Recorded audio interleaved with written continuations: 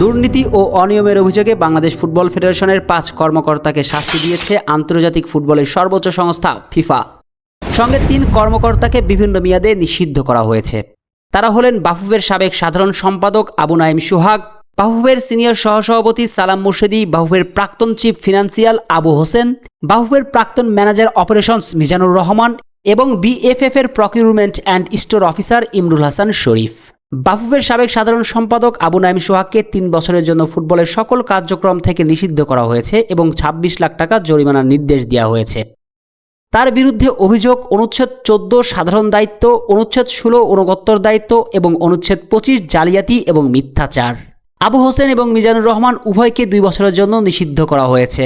তাদের বিরুদ্ধে অভিযোগ অনুচ্ছেদ 16 অনুগত্তর দায়িত্ব এবং অনুচ্ছেদ 25 জালিয়াতি এবং মিথ্যাচার।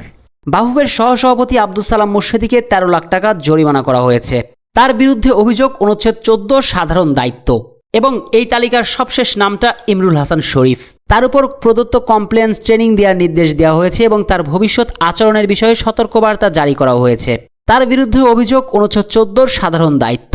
বিচারক চেম্বার পর্যাপ্ত তথ্য, তদন্ত এবং সাক্ষ্য প্রমাণের ভিত্তিতেই উভয় পক্ষের জবানবন্দি নিয়ে বিচারক এই সিদ্ধান্ত গ্রহণ করেছেন। শেখ আসাফুদ্দৌলা অনিক, টিম স্পোর্টস।